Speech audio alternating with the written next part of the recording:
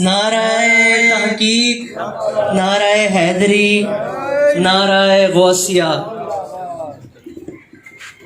تاجدار ختم نبوت ہماری خوش بختی علامہ صاحب تشریف لے آئے ہیں. بس اب میں زیادہ وقت نہیں لوں گا، بس حصول برکت کے لیے 11ویں شریف کا مہینہ ہے، صرف 2 سرکار نے خود بیان کیا ہے.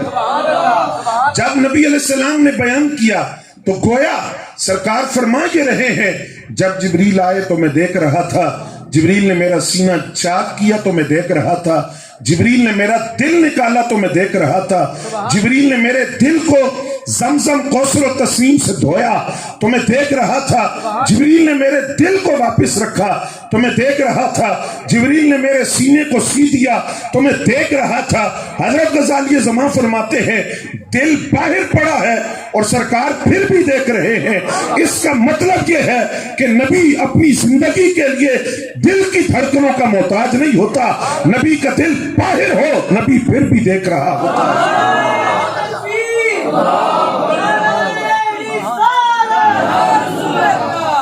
اور پھر دوسری دلیل آقا کریم صلی اللہ علیہ وسلم کے ارشاد گرامی مسلم شریف کے اندر موجود ہے. فرمایا اذا مررت بقبر موسیٰ فرأیتہ یصلی قائما فی قبرہ، جب میں موسیٰ علیہ السلام کی قبر کے قریب سے گزرا، کب؟ معراج کی رات مسجد اقصی کی طرف جاتے ہوئے میں نے حضرت موسیٰ علیہ السلام کو ان کی قبر میں دیکھا. کیا کر رہے تھے؟ وہ یصلی قائما فی قبرہ، وہ اپنی قبر میں کھڑے ہو کر نماز پڑھ رہے تھے. اچھا پھر بات غزالی زمان کی آ گئی. آپ لکھتے ہیں کہ یصلی کا معنی نماز پڑھنا بھی ہے اور درود پڑھنا بھی ہے. تو اگر معنی یوں کیا جائے کہ جس وقت سرکار کی سواری قبر موسیٰ کے قریب سے کثیب احمر سرخ ٹیلا جو قبر موسیٰ علیہ السلام ہے اس کے قریب سے سرکار کی سواری گزری، یصلی قائما، وہ کھڑے ہو کر نماز پڑھ رہے تھے.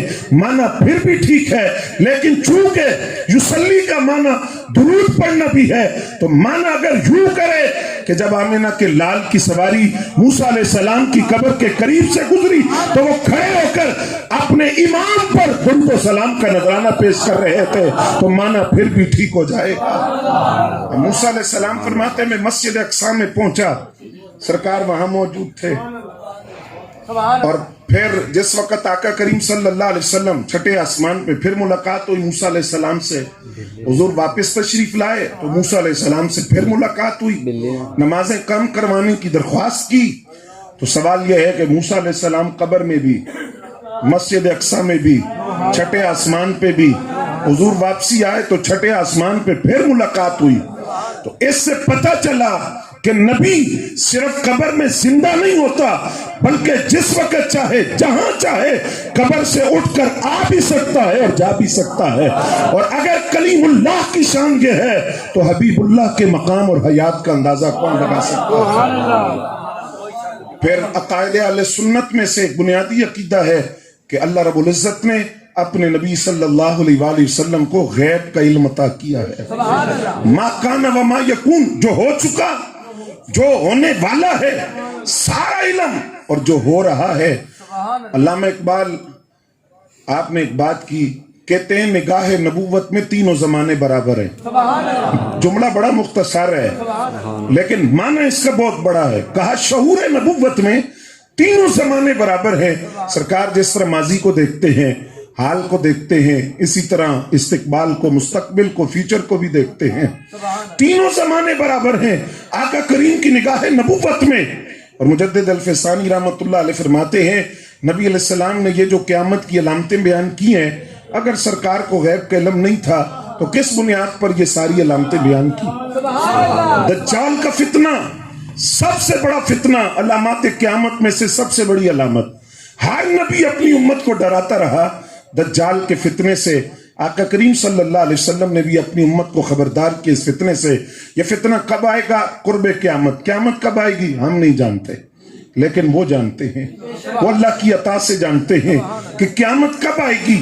نبی علیہ السلام نے فرمایا قرب قیامت دجال کا فتنہ آئے گا. اس فتنے کے مقابلے میں 10 مجاہد جو نکلیں گے، حضور فرماتے میں ان کا نام جانتا ہوں ان کے باپ کا نام جانتا ہوں, ان کے قبیلوں کا نام جانتا ہوں, اور حد یہ ہے فرمایا وہ 10 مجاہد جن گھوڑوں پر بیٹھ کے نکلیں گے میں ان گھوڑوں کا رنگ بھی جانتا ہوں. سبحان اللہ. ان گھوڑوں کا رنگ کیا ہوگا مجھے یہ بھی معلوم ہے. اور پھر نبی علیہ السلام نے صحابہ کرام سے ارشاد فرمایا تم کیا سمجھتے ہو جب میں نماز میں کھڑا ہوتا ہوں تو میں صرف اپنے سامنے دیکھتا ہوں؟ فرمایا نہیں, جس طرح میں اپنے سامنے دیکھتا ہوں اس طرح میں اپنے پیچھے بھی دیکھتا ہوں. شیخ محقق کہتے ہیں دیکھنے کے لیے 2 باتیں ضروری ہیں, دن کا اجالا ہو اور انسان نے جس طرف دیکھنا ہے نگاہیں ادھر متوجہ ہوں. لیکن کہتے ہیں دونوں شرطیں ہمارے لیے ہیں. سرکار جس طرح اجالے میں دیکھتے ہیں اس طرح تاریکی میں بھی دیکھتے ہیں, اور ہم نے جدھر دیکھنا ہو ہماری نگاہوں کا ادھر متوجہ ہونا ضروری ہے. لیکن وہ فرماتے ہیں نبی علیہ السلام ایک وقت کے اندر 6 ڈائریکشن کے اندر 6 سمتوں کے اندر دیکھتے ہیں.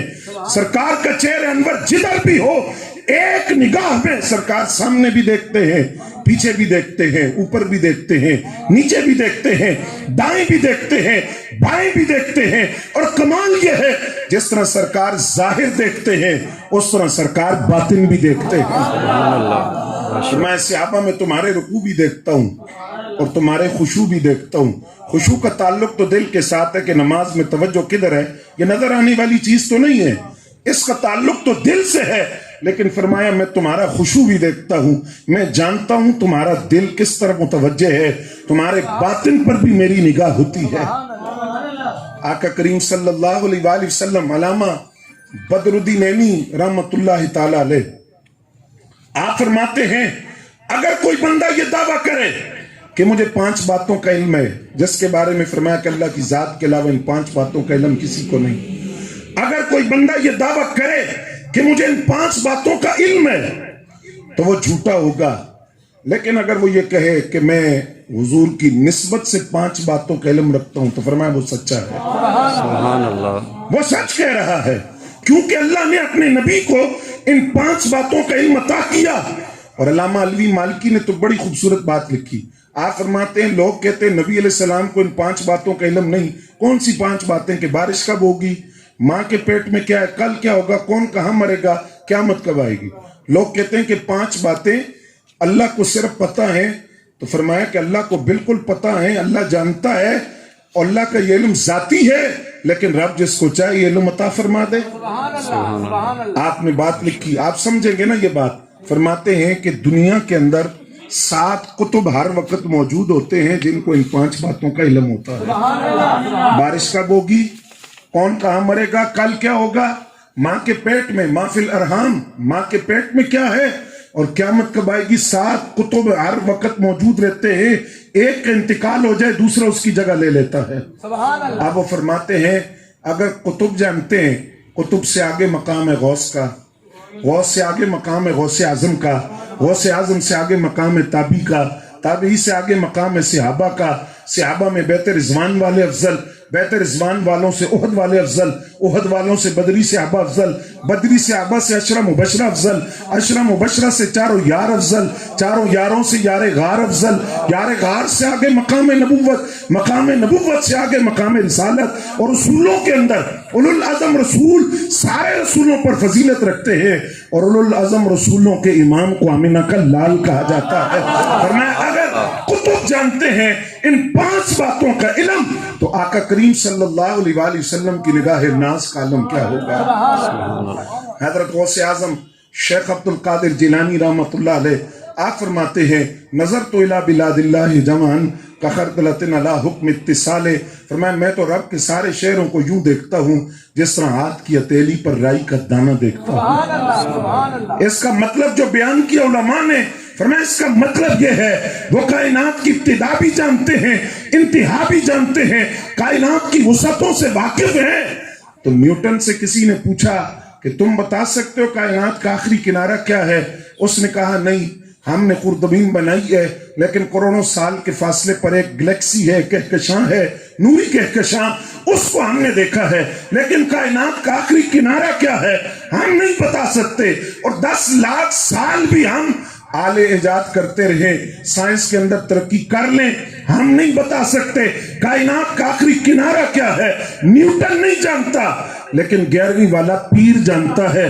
فرماتے مجھ سے پوچھو میں بتاتا ہوں، نظرت الی بلاد اللہ جمعاً، میں اللہ کے سارے شہروں کو، اللہ کی کائنات کو مجتمع اپنے ہاتھ کی ہتھیلی پر اس طرح دیکھتا ہوں جس طرح میں رائی کے دانے کو دیکھتا ہوں۔ تو اگر غوث اعظم کی نگاہ کا عالم یہ ہے تو رسول اعظم کی نگاہ کو کا اندازہ کون کر سکتا ہے؟ سبحان اللہ۔ پھر اہل سنت و جماعت کے عقائد میں سے یہ بات ہے، اہل بیت اطہار وہ اہل سنت کے ایمان کی جان ہے۔ اہل سنت کا ایمان مکمل نہیں اہل بیت اطہار کی محبت کے بغیر۔ اور میں زیادہ دور جانے کی بجائے حضرت مجدد صاحب رحمۃ اللہ علیہ کا قول آپ کو سنا دیتا ہوں۔ آپ فرماتے ہیں کہ آج لوگ جو کہتے ہیں کہ اہل بیت کی محبت کسی خاص مسلک کا اس پہ اجارہ داری ہے، فرمایا نہیں، اہل بیت کی محبت اہل سنت کی علامت ہے، اور اہل سنت اگر اہل بیت کا بغض کسی کے سینے میں ہو، فرماتے ہیں وہ سنی نہیں ہے، وہ خارجی کہلائے گا، وہ اہل سنت سے خارج ہے۔ پھر حضرت مجدد صاحب رحمۃ اللہ علیہ نے ایک واقعہ بیان کیا، سنیں گے آپ؟ فرماتے میرے والد گرامی حضرت شیخ عبد الاحد رحمۃ اللہ تعالی علیہ، کون؟ حضرت مجدد صاحب کے والد۔ آپ فرماتے ہیں کہ جب وہ کسی کو بیعت کرتے تھے تو ایک بات لازمی اس سے کرتے تھے کہ تو ایمان پہ موت چاہتا ہے؟ تو وہ کہتا حضور کیوں نہیں، ہر مومن کی خواہش ہے، اور وہ دعائیں مانگتا ہے کہ مجھے ایمان پہ موت آئے، خاتمہ بالایمان ہو۔ تو فرمایا پھر میری ایک نصیحت، تو تجھے ایک کام لازمن کرنا۔ اب یہ بات ذہن میں رکھیے گا، حضرت مجدد صاحب یہ ان کے والد کون ہیں؟ یہ حضرت فاروق اعظم رضی اللہ تعالیٰ عنہ کی اولاد ہے، اور ان کی رگوں میں فاروقی خون ہے، اور فاروق اعظم رضی اللہ تعالیٰ عنہ کی اولاد سے آپ شان اہل بیت سنیے۔ فرماتے ہیں وہ اپنے مرید سے کہتے ہیں اگر تو خاتمہ بالایمان چاہتا ہے تو ایک مجرب نسخہ تجھے دے رہا ہوں، وہ کام تو نے لازمن کرنا ہے۔ اس نے پوچھا حضور وہ کیا ہے؟ فرمایا اہل بیت سے محبت کرنا، خدا ایمان پہ موت عطا کر دے گا۔ حضرت مجدد صاحب رحمۃ اللہ علیہ فرماتے ہیں جب میرے والد گرامی حضرت شیخ عبد الاحد رحمۃ اللہ علیہ ان کے وصال کا وقت آیا تو میں ان کے پاس حاضر تھا۔ نزا کی کیفیت تھی اور صورتحال یہ تھی کہ میرے والد گرامی مکمل طور پر کسی کو پہچان نہیں سکتے تھے۔ تو میں نے ان سے عرض کیا کہ آپ یہ بات فرماتے تھے کہ اگر ایمان پہ موت چاہیے تو اہل بیت سے محبت کرو، تو اب آپ فرمائیے کہ آپ کی کیفیت کیا ہے، آپ کس طرح دنیا سے جا رہے ہیں؟ تو حضرت شیخ عبد الاحد رحمۃ اللہ علیہ نے اپنے صاحبزادے حضرت مجدد الفسانی رحمۃ اللہ علیہ سے فرمایا اے میرے بیٹے، اس وقت جب میں دنیا سے جا رہا ہوں تو میں بالکل مکمل طور پر میرا پورا وجود اہل بیت کی محبت میں ڈوبا ہوا ہے اور میں اس دنیا سے جا رہا ہوں۔ حضرت مجدد الفسانی رحمۃ اللہ علیہ اپنے عقیدے کا اظہار کرتے ہیں، اور آپ نے کتنی خوبصورت بات لکھی جو بعض آپ نے مکتوبات شریف کے اندر اہل بیت کا مقام بیان کرتے ہوئے لکھی ہے۔ اس میں آخر میں آپ نے ایک ربائی لکھی ہے حضرت شیخ شیرازی رحمۃ اللہ علیہ کی، فرماتے ہیں الہی بحق بنی فاطمہ، اور میں پھر عرض کرتا ہوں کہ یہ کہنے والے فاروق اعظم کے بیٹے ہیں، الہی بحق بنی فاطمہ کہ پر قول ایماں کنی خاتمہ، اگر دعوتم رد کنی بر قبول مناؤ دست و دامان آل رسول۔ تو اہل سنت کے عقائد میں سے کہ اہل بیت اہل سنت کے ایمان کی جان ہے۔ پھر صحابہ کرام رضوان اللہ تعالی علیہ مجمعین کے حوالہ سے اہل سنت کا عقیدہ تمام